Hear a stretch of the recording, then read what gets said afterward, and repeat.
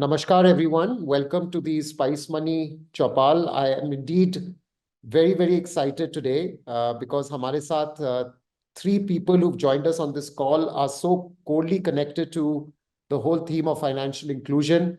And I'm so heartened to welcome all of them on the Spice Money Chopal. So let me welcome Sugandh. Sugandh is the CEO of FinTech Association for Consumer Empowerment. Sugandh, welcome to you. Let me welcome Sunil. Sunil is the CEO for the Business Correspondent Federation of India. And then let me welcome my dear friend Anand from PayNearby, someone who's been a pioneer in the space for financial inclusion and is leading the way for all of us in the sector. The context of this Chopal today is to really talk about something which is happening in the hinterlands of India that many of us living in big towns and cities may not even be aware of. As many of us know, what's catapulted Indian fintech in the global scenario is UPI, the Unified Payments Interface, and many of us have been users of that. But गांव में एक और revolution हो रहा है दोस्तों, जिसके बारे में किसी को भी नहीं पता, and that is Aadhaar enabled payment system. तो आज उसके बारे में हम लोग चर्चा करेंगे, उसके बारे में आपके साथ कुछ शेयर करेंगे, बिकॉज जो हमारे साथ इस चौपाल पे जुड़े हुए हैं वो इस एरिया में बहुत मेहनत और बहुत तेजी से काम कर रहे हैं. और बोथ सुनील और सुगंध जो इंडस्ट्री प्लेटफॉर्म्स और फिनटेक एसोसिएशंस के साथ जुड़े हुए हैं, उनका भी बहुत एक बड़ा रोल है कि इस जो फाइनेंशियल इंक्लूजन का एक ऑब्जेक्टिव है हमारे देश का, उसको कैसे आगे बढ़ाएं. अभी रिसेंटली मुंबई में ग्लोबल फिनटेक फेस्टिवल हुआ था. जैसे आपको मालूम है, हर साल it is like a true festival. जैसे प्रधानमंत्री ने कहा, एक मेला जहां पर सारी फिनटेक इकोसिस्टम साथ में आती है. 50,000 से ज्यादा लोग इकट्ठा हुए जियो कन्वेंशन सेंटर में 3 दिन के लिए, और बहुत चर्चा हुई. और उसमें हमारे आरबीआई गवर्नर जी ने 5 प्रायोरिटीज के बारे में बात किया. पहली प्रायोरिटी जो उन्होंने मेंशन की थी वाज डिजिटल फाइनेंशियल इंक्लूजन. तो जो डिजिटल फाइनेंशियल इंक्लूजन है, फाइनेंशियल इंक्लूजन यूजिंग टेक्नोलॉजी, ये एक टॉप प्रायोरिटी है आज देश के सामने. और हमारा गोल ये है कि इसको हम कैसे जल्दी से जल्दी अचीव करें, फाइनेंशियल इंक्लूजन इंडेक्स को बढ़ाएं. और अगर मैं सरल भाषा में आप सबको बताऊं, it is about making sure कि हर सिटीजन, हर नागरिक देश का फॉर्मल फाइनेंशियल सर्विसेज से जुड़े, उसको लोकल मनी लेंडर से हाई इंटरेस्ट रेट्स पे बोरो करने की जरूरत ना पड़े, बैंक अकाउंट्स एक्टिव हो, और ज्यादा से ज्यादा लोग बैंकों के साथ ट्रांजैक्ट करें, सेविंग्स में इन्वेस्ट करें, इन्वेस्टमेंट्स में इन्वेस्ट करें, जिससे जैसे देश आगे बढ़ेगा, देश का हर कोना आगे बढ़े और फाइनेंशियल सर्विसेज देश के हर कोने तक पहुंचे. तो मैं शुरुआत करना चाहूंगा सुगंध जी से. सुगंध, पहले तो कॉन्ग्रेचुलेशंस, आपको रिसेंटली एक एसआरओ सेल्फ रेगुलेटरी ऑर्गेनाइजेशन का एक स्टेटस मिला है, रेगुलेटर ने आपको दिया है. मैं तो आपके नाम से बहुत प्रभावित हूं, fintech association for consumer empowerment. तो सुगंध, थोड़ा सा आप बताएं कि आप क्या रोल देख रही हैं फिनटेक का, और specially in the context of rural consumer, कि रूरल कंज्यूमर एम्पावरमेंट के लिए फिनटेक क्या रोल प्ले कर सकता है, और उसमें आपका क्या व्यू है. Sugandh ji, over to you. Thank you so much, Dilip, and glad to be with such august audience and other speakers. So I think rural is the frontier, right? The whole concept of financial inclusion is about reaching people who are not served, and we all know data tells us that how excluded rural are in terms of lot many things: transaction, saving, insurance. You take any metrics. There is at least 10% gaps between, say, a rural area and urban gap. So that's a huge gap. And as you said, if you look at any government report in last 1 year or so, including the paper which came just before the budget, also talked about very emphatically about the digital financial inclusion. So when you talk about digital financial inclusion, I think we cannot lose sight of the vast segment of people in rural areas. Or there could be other dimensions to exclusion, which could be gender, which could be location, there could be education, there could be not having phones. So there are multiple dimensions to exclusion, and I think it's important to be very deliberate about plugging those. You can't just assume that there would be a trickle down effect in a very natural way. It happens, but it always may not happen, and one has to be very, very deliberate and thoughtful about that. Okay, this is a segment that we are talking about, say in case of rural areas, which is not having phone with, where there's a connectivity issue, there is an attitude issue, which I wouldn't say attitude, but say there is a cultural barriers to access digital money in a certain way, and they prefer cash for certain reason, economy, certain context. So we should be very context specific when it comes to financial inclusion, and see, okay, what is the solution that it would work. And of course, we always have to see that what technology one can deploy.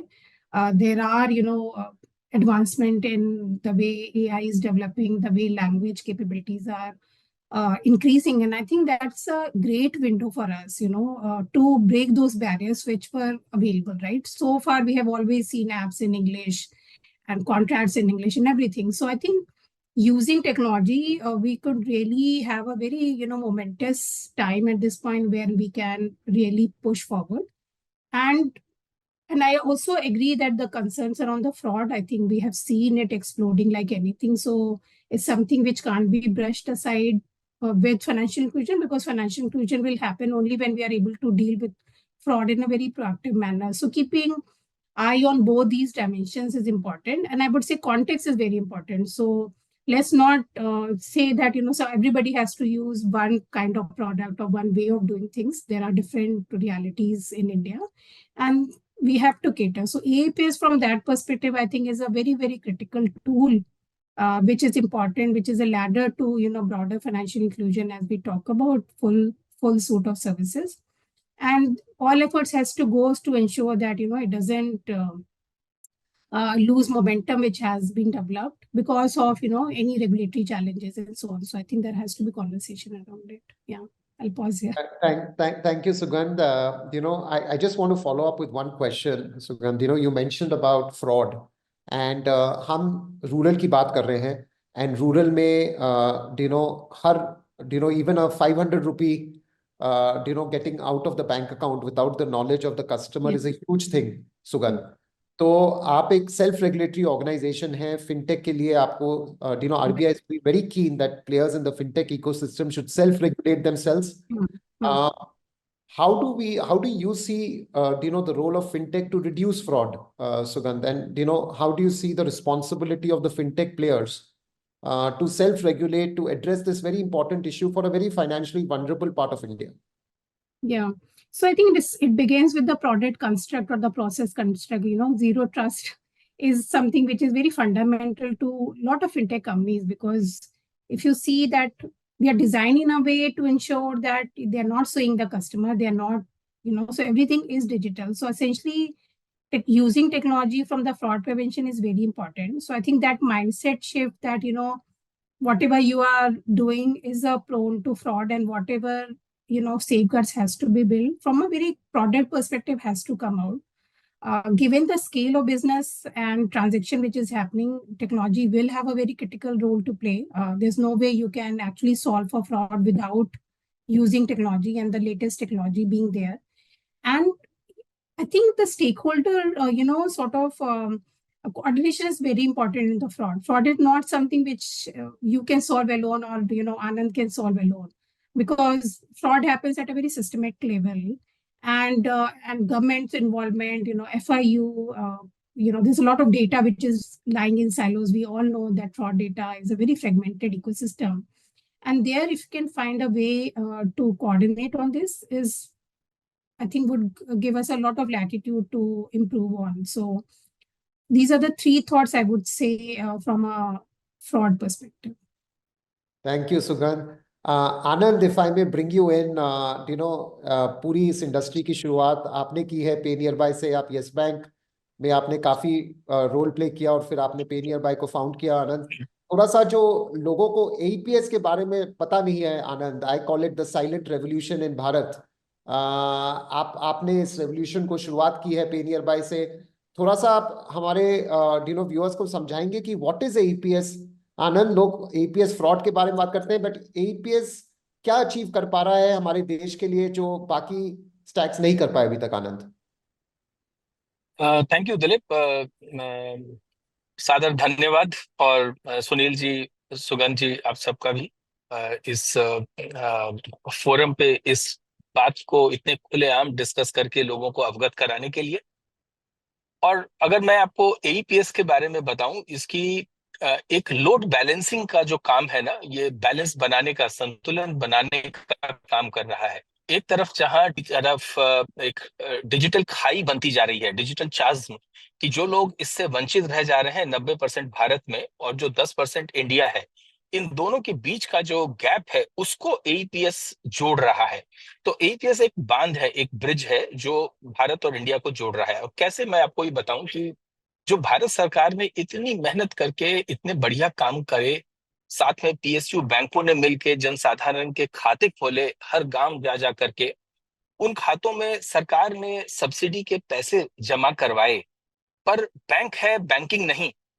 यदि आप देखें कि सुनील, आप बहुत बढ़िया से ये बात बताते हैं, ये वाकया कि 7 लाख गांव है, अगर 5,000 से कम की आबादी के, तो उसमें 1,53,000 बैंक ब्रांचेस में से तकरीबन 32,000 33,000 ब्रांचेस हैं जो सेमी अर्बन रूरल सूरू सेगमेंट को केटर करते हैं। तो ब्रांचेस की मात्रा पॉपुलेशन की तादाद के सामने अनुपात में काफी कम है। और उस चीज को ब्रिज करने के लिए हमने कहा हर दुकान डिजिटल प्रधान, कि अगर हर दुकानदार ही डिजिटाइजेशन का हार्बिंगर बन जाए। और सुगंध ने आर्टिफिशियल इंटेलिजेंस का जिक्र किया, मैं यहाँ ह्यूमन इंटेलिजेंस, सोशल इंटेलिजेंस लाना चाहूंगा, कि जो हमारे दुकानदार हैं, Gupta general store, Shamim general store, Sharma general store, ऐसे हजारों हजारों दुकानदार हैं जो कि बचपन से हमें राशन सप्लाई करते आ रहे हैं और हमारा परिवार उन्हें जानता है, वे हमारे परिवार के बारे में जानते हैं। तो उनके ट्रस्ट को हार्नेस करके हम जो जनसाधारण तक भारत सरकार की मुहिम का पैसा पहुंचा पा रहे हैं, ये आधार के माध्यम से हो पा रहा है।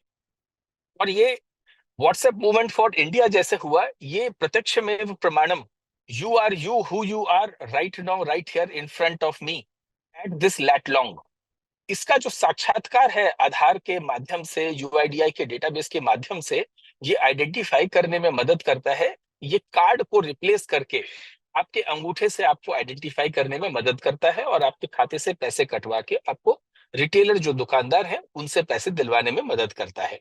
तो संक्षेप में ये एक ब्रिज है जो वंचितों को वरीयता, माननीय वित्त मंत्री मैडम ने कहा था पिछले से पिछले बजट में, तो जो डिप्राइव है उनको इंक्लूजन में लाने का एक तरीका है। दिलीप।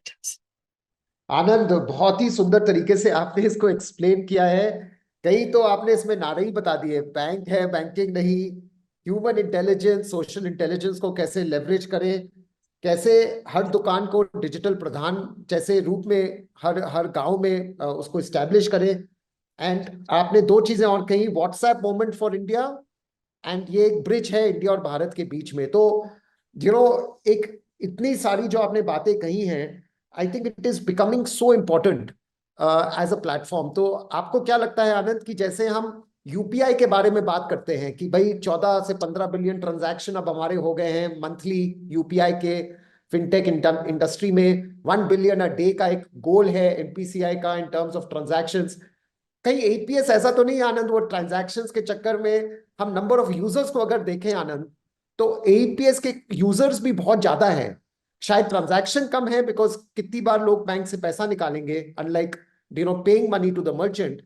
बट आनंद, क्या आपको लगता है कि एपीएस को भी वो एक फोकस में हमें एज अ कंट्री देखना चाहिए, the way we are focused on UPI, should we be focused on apps? देखिए दिलीप, आप और मैं तो देख ही रहे हैं इसको पूरी फोकस के साथ, क्योंकि ये उत्तिष्ठ भारत जो हम लोग कह रहे हैं, ये मोमेंट तभी होगा जब भारत इंडिया से जुड़ पाएगा। और उसका एक अहम किरदार एईपीएस निभा रहा है इस समय। और ये बात भी माने कि भारत सरकार भी इस बात को देख रही है, तभी इतना बढ़िया प्लेटफॉर्म बनाया। ये बात माने कि एनपीसीआई ने ही आकर के ये लोड बैलेंसर बनाया था। जब बाढ़ में एटीएम डाउन होता है तो अंगूठा पानी के ऊपर होता है, तो भारत फिर भी सरवाइव कर रहा था जब बाढ़ था और एटीएम डाउन था। तो ये एक बीसीपी प्लान है जो भारत काफी बढ़िया से इस्तेमाल कर पा रहा है। तो फोकस सबका साइलो साइलो में है। क्वेश्चन ये है कि इसको क्या हम यूनिफाई करके एक निष्ठ भाव से इसको हम साथ में जुड़ करके वायबल रिस्पॉन्सिबल मोड में इसको स्केल कर सकते हैं क्या? और वहां वायबिलिटी की बात आती है कि इसको जो दुकानदार 5,000 रुपए का किराना का सामान बेचते हैं, अगर उनका 10% भी उसमें इनकम होता है, तो उसकी अपेक्षा आप अगर एईपीएस की इनकम देखें तो बहुत ही निम्न है। तो वायबिलिटी एक कंसर्न है। इतना ब्यूटीफुल प्लेटफॉर्म बना हुआ, अगर इसको हम स्टेबलाइज करवा कर इनरिच करें तो ये भारत के और कितने काम आ सकेगा आगे। तो ये साइलोड अप्रोच में हम सब इसकी महत्ता समझते हैं और अप्रिशिएट करते हैं। We all isolation are helping survive it in our own ways, but if it is a unified approach, imagine what it should do.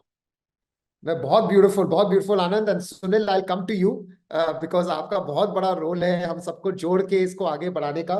But एक बात मैं कहूंगा, आनंद ने जो शेयर की कि बाढ़ आती है तो अंगूठा ऊपर रहता है। अब मैं अपने श्रोताओं के साथ यहाँ शेयर करना चाहूंगा, जैसे आनंद जी ने बताया कि जो अंगूठा है, जो एईपीएस आधार इनेबल्ड पेमेंट सिस्टम है, ये आपके बायोमेट्रिक से चलता है।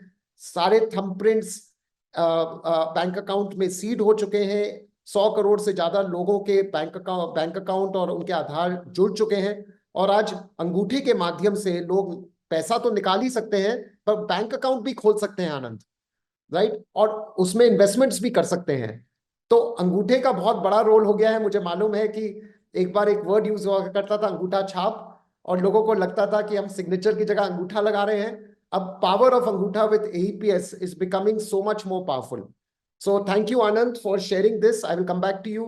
Sunil, let me come to you. Sunil, आप एक संस्था चला रहे हैं BCFI, business correspondent federation of India. Sunil, BC का जो मॉडल है बहुत सालों से चल रहा है हमारे देश में, एंड हर टाइप के BC बन चुके हैं। बट सुनील, जो APS का ये प्लेटफॉर्म है, जिसको आनंद ने बहुत ब्यूटीफुली समझाया कि it is becoming a bridge between India and Bharat, कहीं ये पूरे थीम में कहीं खो तो नहीं रहा सुनील? बिकॉज BC एक चली आ रही है एक फ्रेमवर्क ओवर द इयर्स कि बैंक्स को अगर इंटीरियर्स में खोलना है तो instead of opening their own branches they will open BC branches. कहीं APS इस पूरे नैरेटिव में सुनील खो तो नहीं रहा? और जैसे आनंद ने कहा कि सबको मिलके आगे बढ़ना है, तो इसमें BCFI क्या रोल प्ले कर रही है सुनील, और आगे क्या कर सकती है? Over to you Sunil. Thank you Dilip and Anand ने बहुत अच्छी तरह से समझाया कि AEPS क्या चीज़ है और क्यों बनाया गया है। खाई जो इंडिया और भारत के बीच में जो गहरी होती जा रही है उसको ब्रिज कर रहा है। इसके अलावा एक बहुत इम्पॉर्टेंट रीज़न था AEPS का कि अगर आप देखें कि 2018 में नंदन नीलेकनी की एक रिपोर्ट RBI की रिलीज हुई थी, जिसको कहते हैं deepening of digital payments. And उसके अंदर ये लिखा गया था बहुत क्लियरली, और वो आज प्रूव हो गया है कि अगर आपका नज़दीक में अगर कैश आउट आउटलेट है तो डिजिटल पेमेंट का safety layer cash out outlet है। अगर आपका डिजिटल पेमेंट नहीं चलेगा तो कैश चलेगा। So it was more A insurance against digital payment. अगर आप कैश आउट आउटलेट अगर आपके इतने बढ़ गए, जो आज की तारीख में करीब 30 लाख आउटलेट्स हो गए हैं, उसकी वजह से बैंक से कैश आउट नहीं हो रहा है, बैंक से कैश ज्यादा आ रहा है, बैंक में बैलेंसेस ज्यादा आ रहे हैं। अब आप देख लीजिए कि 50 करोड़ जो जनधन अकाउंट बने हैं उनमें 2.25 लाख करोड़ बैलेंस आया। वो इसलिए आया कि पहले जब बैंक, जैसे आनंद ने भी बताया था कि मैं हमेशा बताता हूं कि करीब 2.5 लाख ATMs हैं और 1,50,000 बैंक ब्रांचेस हैं। वो 2.5 लाख ATM में से 50% ऑन साइट ATM कहते हैं, जो कि attach to the bank branch. Balance 1,25,000 ATMs are in the are called off site ATM। उन 1,25,000 में से कम 70% are in metros and category A towns. So आपके पास 30 से 35,000 ATMs अवेलेबल हैं beyond bank branches, which are available for doing cash transaction in 7 lakh Indian villages. तो बहुत ही कम है। तो AEPS बहुत ही जरूरी था for the safety layer as is mentioned in Nandan Nilekani's report. और उसकी वजह से आप देखिए बैंक से पैसा बाहर नहीं निकला है। आप देखिए काफी स्टेगनेंट है। ATM का जो कैश आउट है ATM से, वो 2 से 2.25 लाख करोड़ हर महीने निकलता है। AEPS से अगर ऑनस और ऑनस ऑफर्स मिला लें तो करीब 50,000 करोड़ हर महीने निकलता है। इसकी वजह से जो कासा बैलेंस है, जो इस समय काफी जगह ये बोला गया है कि कासा बैलेंस पे स्ट्रेन आ रहा है और लोग बाग कासा नहीं रख पा रहे हैं, लेकिन उल्टा जनधन अकाउंट में हुआ है। जनधन अकाउंट में 2.5 लाख करोड़ 2.25 लाख करोड़ इस समय बैलेंस है। तो एईपीएस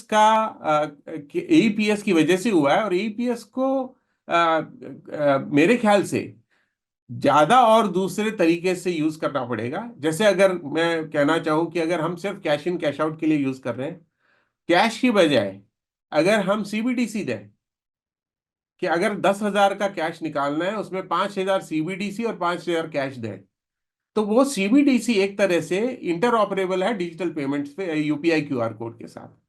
तो आज की तारीख में हमारा जो फंडामेंटल रीजन है कि लोग बाग कैश क्यों निकालते हैं, क्योंकि वो कैश निकालने के बाद बैंक अकाउंट से उनका कनेक्शन रुक जाता है और उनको फिर बाद में ये प्रॉब्लम नहीं होती कि साइबर सिक्योरिटी की थ्रेट है मेरे अकाउंट को, मैंने पैसा निकाल लिया, मैं अपना काम कर रहा हूँ।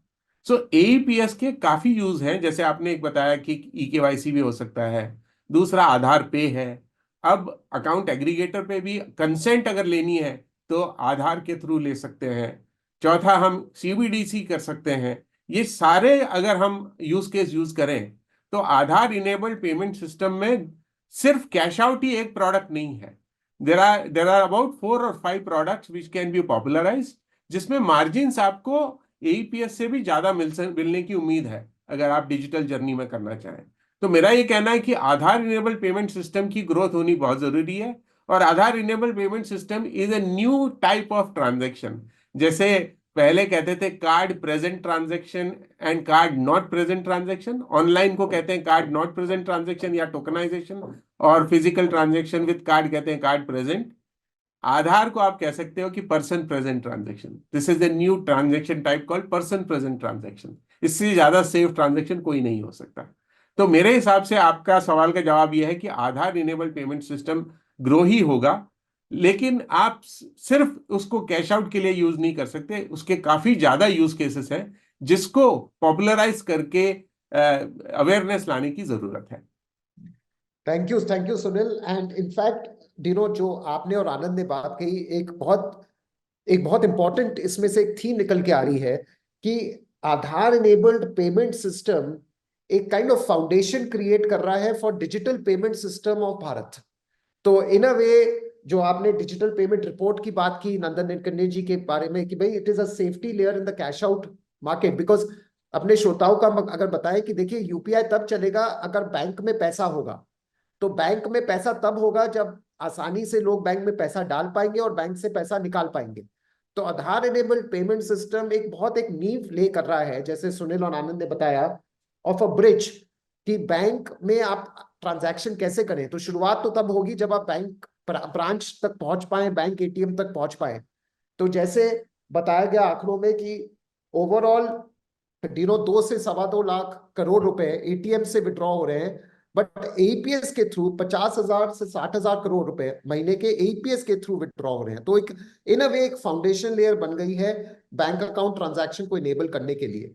और फ्यूचर में अगर हम देखें, आनंद, क्या आपको लगता है कि आज यूपीआई के 35 करोड़ यूजर हैं, जो हमें बताया जाता है 350 million users of UPI in the country. Anand, we are a country of 1.4 billion, right? Do you believe कि जो foundation Aadhaar enabled payment system create कर रहा है can create the next 300 million UPI users for this country? आनंद?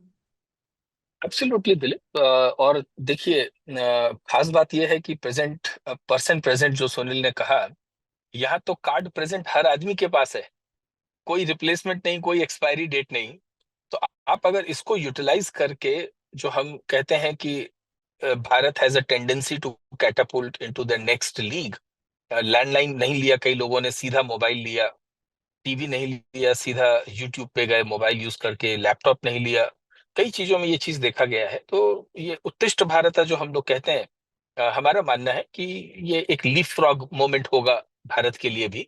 और आपको पता है कि हम इसमें एनपीसीआई ने काफी बढ़िया टेक्नोलॉजी बनाया है कि आप अगर अपना आधार नंबर से ओटीपी डाल करके यूपीआई एक्टिवेट कर सकते हैं यदि आपका डेबिट कार्ड एक्सपायर हो गया है रिन्यू नहीं हुआ है, क्योंकि आपको यूपीआई पे आने के लिए एक एक्टिव डेबिट कार्ड चाहिए। Sunil, I think what Anand basically is saying that Aadhaar enabled payment system, Sunil, can become the foundational layer for the next 300 million UPI users in the country. आनंद यही कह रहे थे कि ये हो सकता है, और इसका सिंपल एग्जांपल ये है कि आपने जो 350 मिलियन यूपीआई के यूजर बताए हैं, व्हाट्सएप के करीब 600 मिलियन मंथली एक्टिव यूजर है, मंथली एक्टिव। यूपीआई के 350 मिलियन मंथली एक्टिव है या नहीं, मुझे नहीं पता। मेरे ख्याल से monthly active user anywhere between 200 to 250 million होंगे। तो जो गैप जो आप बता रहे हैं, जो नेक्स्ट 300 मिलियन, वो ये नेक्स्ट 300 मिलियन को यूपीआई में लाने के लिए सबसे पहले उन्हें बेसिक डिजिटल पेमेंट के लिए भी स्टेपिंग स्टोन आधार बन सकता है। और आधार का स्टेपिंग स्टोन मैंने जैसे बताया कि स्टेप बाय स्टेप आपने पहले कैश आउट किया, उसके बाद आपने कैश आउट की जगह डिजिटल कैश दिया, विच इज सीबीडीसी। अगर आपके मोबाइल पे कैश आ गया तो वो यूपीआई के क्यूआर कोड से इंटरऑपरेबल है, तो आप उससे यूपीआई का पेमेंट कर सकते हैं, यूपीआई का P2P भी कर सकते हैं। तो अगर P2P और P2M कर सकते हैं, तो स्टार्टिंग यह है कि आपने आधार कैश आउट किया, उसके बाद उसमें आधार से सीबीडीसी लिया, और तीसरा सीबीडीसी से आपने डिजिटल पेमेंट किया। इस वजह से आपके जो नेक्स्ट 300 मिलियन कस्टमर हैं, मेरे हिसाब से सीबीडीसी का यूज केस अर्बन में नहीं है, सीबीडीसी का यूज केस भारत में है। क्योंकि जहां पे आप नेक्स्ट 300 मिलियन कस्टमर्स को डिजिटल पेमेंट में इंक्लूड करना चाह रहे हैं, वहां वो यूपीआई डायरेक्टली जंप करने के लिए आज हेजिटेट हो रहा है। और उसको अगर हमें इनेबल करना है तो वो 600 मिलियन व्हाट्सएप कस्टमर हमारे को डिजिटल पेमेंट में लाने पड़ेंगे वाया आधार, वाया सीबीडीसी। आनंद, आपकी लाइन उस समय ठीक नहीं थी, फिर से बोल सकते हैं क्या आनंद आप थोड़ा डिस्कनेक्ट हो गए थे। हमने आपसे सुना when you were talking about the fact कि Aadhaar can create the basis for the next 300 million UPI users, उसके बारे में आप बता रहे थे। और थोड़ा सा मैं उसमें एक और क्वेश्चन अगर ऐड करूं आनंद, कि जो रोल जो लोकल रिप्रेजेंटेटिव है गांव में, जिसको आपने एक डिजिटल प्रधान का एक डेफिनेशन दी है अपनी ऑर्गेनाइजेशन में, आनंद, जैसे हम बीसी एजेंट की बात करते हैं, कियोस्क बैंकिंग की बात करते हैं, बट क्या आपको लगता है कि जो लोकल दुकान है, जो वहां पर लोकल एंटरप्रेन्योर है, जो उस कम्युनिटी में रहते हैं, can they go beyond just managing a kiosk, Anand, कि उनका जो रिश्ता है उस गांव से, क्या वो जो बैंकिंग की सेवाएं हैं वो और तरीके से कर सकते हैं, आनंद? और उनको क्या हमें एक बीसी एजेंट की लेंस से देखना चाहिए, या एक अपॉर्चुनिटी देखना चाहिए of being a financial inclusion enabler in their community? Anand, दोनों पॉइंट पे अगर आप कुछ शेयर करें। जरूर। क्या आप मुझे देख पा रहे हैं, सुन पा रहे हैं दिलीप? हाँ हाँ, अब आपको तो देखिए, पहली बात यह है कि ये जो दुकान हम देख रहे हैं गांव में, ये धीरे धीरे और प्रोडक्ट बेचती जा रही है, जा रहे हैं, चाहे वो एफएमसीजी के प्रोडक्ट हो, चाहे इसमें टेलीकॉम के प्रोडक्ट्स पहुंचे, या जब हम बैंकिंग लेके यहाँ पहुंचे थे तो लोग हंस रहे थे कि यहाँ बैंकिंग भी होगी। और आज आप देखिए कि एक कितना बड़ा परसेंटेज भारत सरकार का कार्यक्रम जो है वो इन्हीं दुकानों के माध्यम से चलता है। तो इन्होंने अपनी एक रेलेवेंस डेमोन्स्ट्रेट की है, और इस रेलेवेंस से एक खास बात क्या निकली है कि लोग इसको ट्रस्ट करने लगे हैं, दुकान को और ज्यादा ट्रस्ट ऑगमेंट हो गया एक्चुअली, मैं कहूँ तो, क्योंकि ऑलरेडी ट्रस्टेड तो थे ही ये। और भारत सरकार का अगर सब्सिडी यहाँ वितरण हो रहा है तो लोग इससे ऑलमोस्ट सोवरेन ग्रिड की दर्जे से नवाजते हैं कि ये भारत सरकार का ही एक तरह से एक्सटेंशन काम कर रही है। इस दुकान से उम्मीदें और बढ़ जाती हैं। अब जैसे देखें, लॉकडाउन में जब 2 किलो आलू, 1 किलो प्याज और 1000 रुपए कैश देना भैया इस दुकान से चल रहा था, तो कई एनबीएफसी के मित्र आए कि साहब हमारा ईएमआई भी जमा करवा दीजिए। एनपीसीआई का बीबीपीएस पूरा इतना बढ़िया यहाँ पर काम कर रहा है, ईएमआई कलेक्शंस हो रहे हैं यहाँ पर। म्यूचुअल फंड अभी हमने ग्लोबल फिनटेक फेस्टिवल में आदित्य बिरला के साथ लॉन्च किया। तो ये अब धीरे धीरे ये सारी चीजें पिक होती जा रही हैं। इन्हीं दुकानों पे मोबाइल रिचार्ज होता था, यहीं रेलवे टिकट बन रही है। तो ये तो एपी सेंटर है गांव का। आप मानेंगे दिलीप, और आप तो देख रहे हैं इस चीज को, कि ये दुकान जो हम डिजिटल प्रधान बोलते हैं, ये एक स्लोगन नहीं है, ये वाकया है, ये जीने का तरीका बन जाएगा गांव में, जहां लोग इसको अपना सेंटर मानेंगे, जैसे चौपाल हुआ करती थी और आपके शो का भी नाम चौपाल है, तो चौपाल के ही जैसे ये डिजिटल प्रधान सेंटर्स हैं जहां पर लोग आकर के काफी सारी सुविधाएं ले पाते हैं। अब जैसे हम जॉब्स पे काम कर रहे हैं और इसकी जो ह्यूमन इंटेलिजेंस है, गुप्ता जनरल स्टोर अगर हम इसको कहें, डिजिटल प्रधान बोले, स्पाइस मनी अधिकारी बोले हम इसे, इनकी जो सोशल इंटेलिजेंस है, रेलेवेंस है, उनको पता है कि शर्मा जी के बेटे को जॉब चाहिए, गुप्ता जी का बेटा प्रतिभाशाली है, इसको स्कॉलरशिप छात्रवृत्ति चाहिए, तो इनको हम कनेक्ट कर रहे हैं। तो जैसा मैंने शुरू में कहा कि हम एक ब्रिज का काम कर रहे हैं कि भारत और इंडिया के चाज़ को, खाई को हम जोड़ भर रहे हैं। तो इसमें और कई चीजें आप ला सकते हैं और इसको मैं एक स्विस नाइफ का भी दर्जा देना चाहूंगा Dilip. Each one two his own. कोई उसमें टूथपिक यूज करेगा, कोई कटर यूज करेगा, कोई उसका चाकू इस्तेमाल करेगा। जैसे दवा दुकानों पे इंश्योरेंस बहुत आसानी से बेची जा सकती है, आप हार्डवेयर की दुकानों पे masons, plumber, electrician, painter, carpenter, maids आती हैं, तो वो बहुत आसानी से वहां से रेमिटेंसेस कर पाते हैं या रेलवे टिकट बना पाते हैं। तो अब स्विस नाइफ आपने सबके हाथ में पकड़ा दी है और उसका ब्लेड आप अपग्रेड करते जा रहे हैं दूसरी तरफ से। तो जो जो सर्विसेज आप ऐड करेंगे डिपेंडिंग ऑन रिटेलर, उनकी विसिनिटी, लोकल रिक्वायरमेंट और रिकमेंडेशन इंजन्स जो हमारे यहाँ काम करते हैं कि हम किस दुकान को क्या सर्विस देने के लिए प्रोत्साहित कर रहे हैं। आई थिंक बहुत काम बाकी है अभी, तो ये तो टिप ऑफ द आइसबर्ग है और transformation is yet to happen. Beautiful beautiful. Well इसी पे it's the right way to close this conversation. जैसे आनंद ने कहा, we are at the tip of the iceberg, transformation is yet to happen. I will encourage all our viewers, मैं सब श्रोताओं को encourage करूंगा कि प्लीज जाके आधार इनेबल्ड पेमेंट सिस्टम के बारे में पढ़िए, इसको समझिए, बिकॉज ये जो रेवोल्यूशन भारत में हो रहा है, this will create the foundation of new Bharat. और आनंद, सुनील, सुगंध, आपका बहुत बहुत धन्यवाद। बहुत ही सरल शब्दों में आपने हमारे व्यूअर्स को समझाया कि आधार इनेबल्ड पेमेंट सिस्टम कैसा एक ब्रिज प्ले कर रहा है नए भारत के निर्माण में, कैसा ये एक ब्रिज प्ले कर रहा है भारत तक बैंकिंग को पहुंचाने के लिए, और कैसा ये ब्रिज प्ले कर रहा है कि भारत के हर कोने को डिजिटल पेमेंट्स के साथ जोड़ने में। आप सबका बहुत बहुत धन्यवाद, बहुत बहुत शुक्रिया। और मैं चाहूंगा कि जैसा काम आप कर रहे हैं करते रहिए। आप एक विकसित भारत बनाने में हमारे देश में बहुत बड़ा आपका योगदान है। Thank you so much Anand for your pioneership and your commitment and your commitment to the purpose. Thank you Sunil. मुझे मालूम है कि आप थैंक यू। टेलीकॉम इंडस्ट्री में इतने सालों से आपने इतने रेवोल्यूशंस किए हैं, और एक नए रेवोल्यूशन, आप तो एक रेवोल्यूशनरी है Sunil. you've been part of multiple revolutions, Sunil. Thank you so much.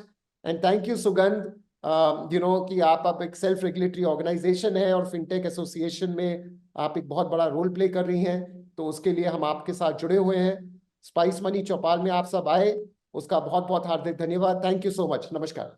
Thank you very much. Thank you Dilip.